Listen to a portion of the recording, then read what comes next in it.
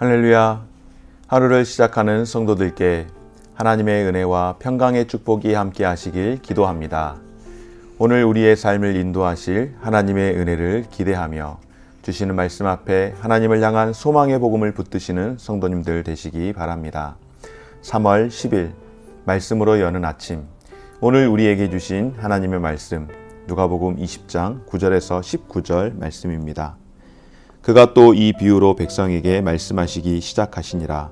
한 사람이 포도원을 만들어 농부들에게 새로 주고 타국에 가서 오래 있다가 때가 이름에 포도원 소출 얼마를 바치게 하려고 한 종을 농부들에게 보내니 농부들이 종을 몹시 때리고 거저 보내었거늘 다시 다른 종을 보내니 그도 몹시 때리고 능욕하고 거저 보내었거늘 다시 세 번째 종을 보내니 이 종도 상하게 하고 내쫓은지라. 포도원 주인이 이르되 어찌할까 내 사랑하는 아들을 보내리니 그들이 혹 그대는 존대하리라 하였더니 농부들이 그를 보고 서로 의논하여 이르되 이는 상속자니 죽이고 그 유산을 우리의 것으로 만들려 하고 포도원 밖에 내쫓아 죽였느니라. 그런즉 포도원 주인이 이 사람들을 어떻게 하겠느냐. 와서 그 농부들을 진멸하고 포도원을 다른 사람들에게 주리라 하시니 사람들이 듣고 이르되 그렇게 되지 말아질지어다 하거늘 그들을 보시며 이르시되 그러면 기록된 바 건축자들의 버린 돌이 모퉁이의 머릿돌이 되었느니라 함이 어찌미냐. 무릇 이 돌 위에 떨어지는 자는 깨어지겠고 이 돌이 사람 위에 떨어지면 그를 가루로 만들어 흩으리라 하시니라. 서기관들과 대제사장들이 예수의 이 비유는 자기들을 가리켜 말씀하심인 줄 알고 즉시 잡고자 하되 백성을 두려워하더라. 아멘. 제사장과 서기관들 또 장로들이 예수님에게 네가 무슨 권위로서 성전에서 이렇게 임의대로 너의 마음대로 가르치는 일을 하느냐라고 질문을 받으셨던 예수님께서 그야말로 명불허전답게 너무나도 이 사람들이 어떻게 반박할 수 없는 답을 주시고 오히려 질문을 했습니다. 결국 이 종교 지도자들은 예수님에게 그 어떠한 말로도 이길 수 없다라는 사실을 알 뿐만 아니라 예수님이 사실상 하나님의 권위를 입은 자라는 것을 아마 표현을 하지 않았지만은 그들의 그 대응하는 분위기를 보았을 때에 충분히 느꼈으리라고 여겨집니다. 이제 예수님께서 한 번 더 밀어붙이시는 것 같습니다. 예수님이 포도원 농부의 비유로서 그들의 잘못을, 그들의 죄를 이야기를 하고 있습니다.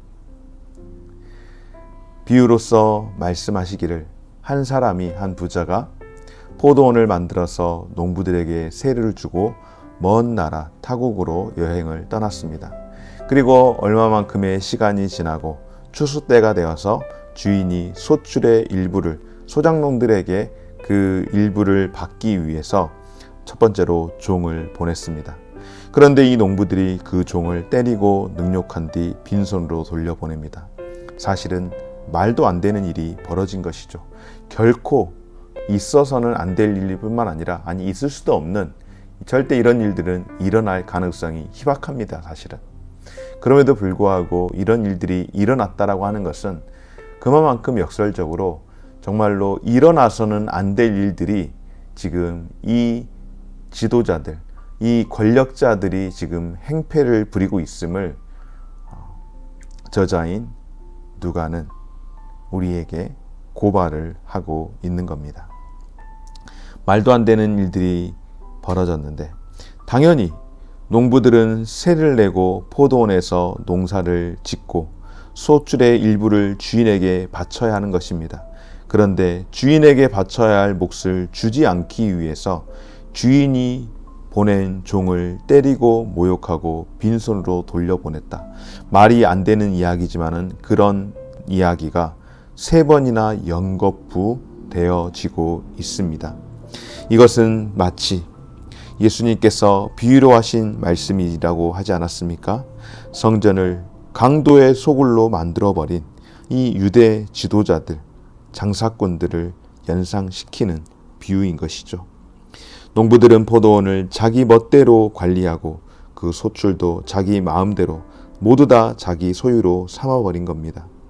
포도원의 주인이 누구인지를 이미 잊어버렸고 포도원의 주인이 누구인지만 안다면은 절대 일어날 수 없는 일들이 지금 이 소출 농부, 그러니까 소작인들에게 일어나고 있습니다. 이와 같은 일들이 무려 3번씩이나 계속해서 진행이 되어집니다. 반면에 포도원 주인은 어떻습니까? 이런 악한 소작농들에 비해서 포도원 주인은 굉장히 인자해 보이지 않습니까, 여러분? 왜냐하면 마땅히 소작농으로서 주인의 밭에서 일을 하면서 거기에서 얻은 소출의 얼마를 주인에게 땅값을 사용하고 그리고 어떤 나무, 포도원이기 때문에 포도나무이겠죠. 그 모든 재산을, 주인의 재산을 본인들이 관리를 하는 것이기에 거기에서 나오는 소출은 당연하게 몇 대 몇 이렇게 퍼센테이지로 해서든지 얼마를 주는 거는 주인과 약속을 하겠지만은 줘야 하는 것은 이거는 불변의 법칙이나 다름이 없습니다. 그런데 이것을 주지 않았던 이 소작인들에 대해서 주인이 무려 몇 번의 기회를 주었습니까? 3번의 기회를 주었습니다. 보통 사람 같으면 한 번 이런 일이 일어났을 때 당장에 사람들을 데리고 가서 아니면은 권력자들을 데리고 가든지 아니면 군사들을 데리고 가든지 해서 그 소작농들을 다 진멸을 시켰을 겁니다. 그럼에도 불구하고 주인은 3번이나 이렇게 무시를 당함에도 불구하고 소작농들을 징벌하지 않습니다. 이번에는 내가 내 사랑하는 아들을 보내면 그들이 존대할 것이라고 여기고 그 아들을 보내었습니다. 그런데 여러분, 이게 어찌된 일입니까? 농부들은 아들을 보자 서로 의논하여 저 상속자를 죽이고 그 유산을 우리의 것으로 만들자라고 합니다. 여러분, 어디에서 많이 본 듯한 느낌이지 않습니까? 바로 창세기에서 야곱의 아들 요셉이 저 멀리 밧단아람에서 이렇게 오는 것을 보고 그의 형들이 색동옷을 입은 요셉을 보며 꿈꾸는 자가 오도다 라고 이야기하며 굉장히 악한 모의를 하죠. 바로 동생을 죽여 없앰으로 말미암아 아버지의 사랑을 우리가 받자라고 이야기하며 동생이 받아야 할 상속을, 그 몫을 우리가 나눠 갖자라고 이야기합니다. 형들의 입장에서는 동생이 미웠겠지만 그러나 아버지의 절대적인 이 마음, 그 아버지의 절대적인 선택에 의해서는 이 아들들이 정말로 상상도 못할 일들을 벌린 것인데 지금 바로 요셉이 형들에게 그렇게 죽임을 당하였던 것처럼 이 주인의 아들이 소작농들에게 그렇게 비참한 죽임을 당하고 말았습니다. 사랑하는 여러분, 바로 주인이 누구입니까? 이스라엘을 향하여 사랑으로 끝까지 인내를 베풀어 주신 하나님 아버지 아니겠습니까? 그리고 이 소작농들은 누구입니까? 바로 종교 지도자들을 비롯한 이스라엘의 많은 사람들입니다. 주인이 아들을 보낸 것은 그 아들을 통하여서 지난날의 죄와 허물들을 다 회복하도록 하기 위해서 아들을 보냈는데 이 자들이 어떻게 합니까? 그 아들마저 죽이는 그런 참혹한 결과를 가져오게 되었습니다. 그렇게 되어진다면 아비가 어찌하겠느냐? 그들에게 가서 진멸하지 않겠느냐라고 이야기를 하는 것이죠. 여러분, 포도원 농부들의 착각은 무엇이었는가? 한 번, 두 번, 3번 소작농들을 쫓아 보내다가 아들까지 죽여서 없애면은 모든 것이 다 나의 것이 된다라고 그렇게 생각했던 것, 그것이 소작농들의 이 가장 큰, 이 포도원 농부들의 가장 큰 착각 아니었겠습니까? 주인이신 예수 그리스도를 몰라보고 자기가 마치 주인인 양 멋대로 살아가는 자들은 어떻게 되어질까요, 여러분? 마지막 때에 심판을 받아 영벌에 처하게 될 수밖에 없습니다. 오늘 누가복음 20장 9절에서 19절에 있는 이 포도원 농부의 비유는 하나님의 인내하심과 사랑을 우리에게 보여주시면서 하나님께서는 바로 소작농들인 포도원 농부들인 이 땅에서의 삶을 살아가고 있는 저와 여러분들이 선한 열매를 통하여서 하나님께 영광을 돌리기를 원하시고, 그리고 한 번 실수했지만은 그대로 진멸하지 아니하시고 끊어버리지 아니하시고 두 번, 세 번 기회를 주시면서 끝까지 포기하지 않는다라고 하는 것입니다. 그러나 다만 어떻습니까? 끝까지 우리가 거절한다면 그 기회는, 그 구원의 은혜의 기회는 다른 이에게 넘어가겠죠. 사랑하는 여러분, 오늘 우리의 주인 되신 예수 그리스도, 그 주님을 온전히 따르면서 하나님이 우리에게 베풀어 주시는 은혜에 반응하면서 살아갈 수 있는 저와 여러분들 되어지시기를 주의 이름으로 축원합니다. 하나님께서 우리 모든 사람들이 선한 열매를 맺도록 오랫동안 기다려 주신다라는 것 기억하시되, 거부하면 결국에는 하나님의 심판으로 멸망에 이를 수밖에 없다는 것을 다시금 기억했으면 좋겠습니다.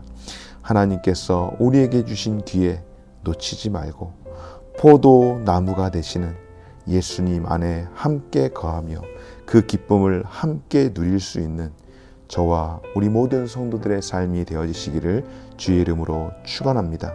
주님을 온전히 따르는 복된 삶을 살아가고, 또 우리의 삶 가운데에서 농부가 해야 할 일은 좋은 열매를 맺어서 그 주인을 기쁘게 해야 하는 것처럼 우리의 삶에서 거룩한 열매들을 풍성하게 맺어감으로 주님을 기쁘시게 하는데 쓰임 받을 수 있는 우리 모든 성도들의 삶이 되어지시기를 주의 이름으로 축원합니다.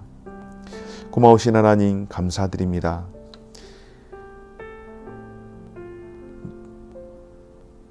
포도밭의 주인은 하나님이시고, 그리고 그곳에서 일을 하는 농부들, 소작농들은 예루살렘의 많은 지도자들 뿐만 아니라 오늘 이 시대를 살아가고 있는 바로 우리와 같은, 나와 같은 사람을 비유하여 말씀하실 때에 주인 되신 하나님은 얼마나 인자하시고 사랑이 크신지 한 번, 두 번 실수를 눈 감아주시고 용납해 주시고 아들이신 예수 그리스도를 영접할 때에 그와 함께 기쁨을 누리도록 은혜를 주시는 줄 믿습니다.